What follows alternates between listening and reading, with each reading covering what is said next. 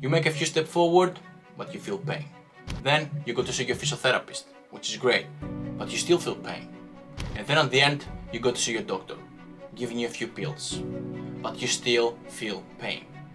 And now you're like, now what? You have tried everything, you feel lost, that's fine, yeah, but the pain is still here.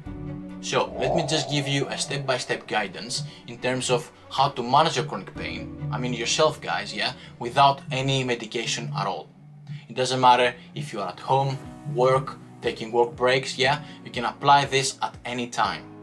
But before we dive into the details guys, if you want to get more videos like this, like in terms of how to manage your chronic pain, simply subscribe to my channel because I'm getting all the knowledge, information, data, what works, what doesn't work, yeah, in a single video. So you can take and apply these techniques into your daily life, like right now. So don't forget to subscribe, alright? Now, are you ready? Off we go. Living with chronic pain often feels like being in a maze, doesn't it? You have that constant pain all the time and you don't know where to start.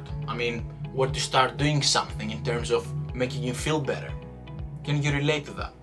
So let me just give you a 4-step guidance, like a roadmap, so you can start to identify your baseline and gradually build yourself up as you improve. Now, step number 1 is identify your triggers. Now, take a piece of paper guys and write down very briefly, you don't have to write an essay or something, yeah? So, very briefly, what set off your chronic pain? From physical, emotional and environmental factors. List everything out. It could be like when I'm lifting heavy objects from the floor, yeah? Or cleaning up the house, or when I have a job presentation, let's say. List everything out. Pinpointing what set off your chronic pain is the first step to regain control. And this can be your pain journal. Try to include all the activities you engage in on a daily basis, yeah?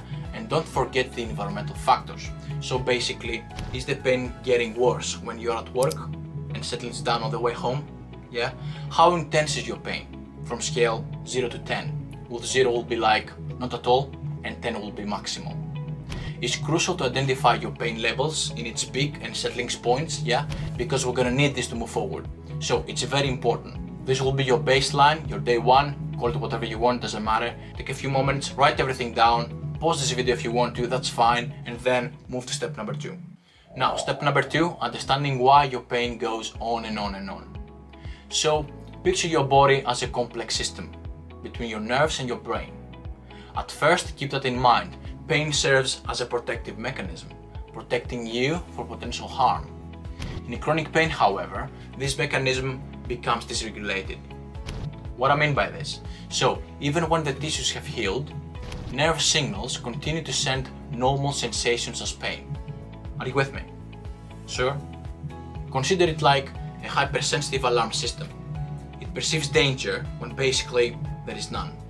And this heightened sensitivity, accompanied by emotional and lifestyle changes, which keep your chronic pain going, is not that the tissues remain damaged, but rather an ongoing miscommunication between your nervous system and the brain.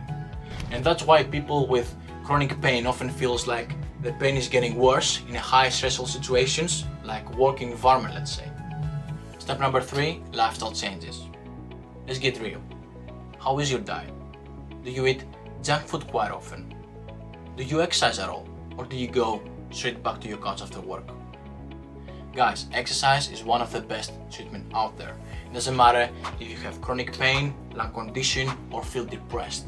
Exercise is the best treatment. I cannot stress this enough. Now you might say, oh, I don't have time to exercise. I have other responsibilities as well. I'm taking care of my kids. I have to prepare a meal for the next day. That's fine. I totally get it. But sit down and ask yourself a thing.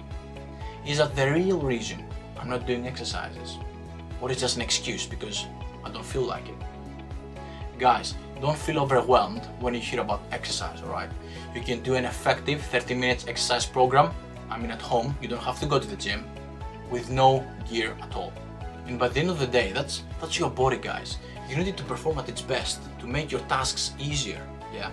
So, what you fuel your body with, as well as keeping strong and healthy, should be one of your top priorities. Step number 4, weekly review.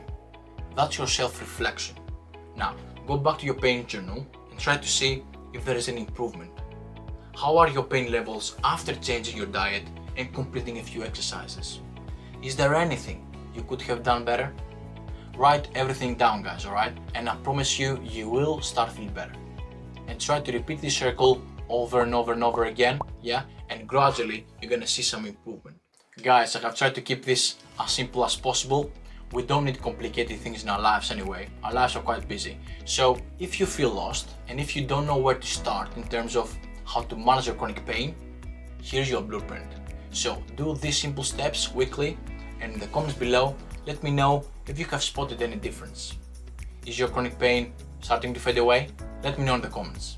But hey, before you go, make sure to hit that like and subscribe button and learn the 5 bad habits that you might be doing right now and you don't know about it. See you guys there.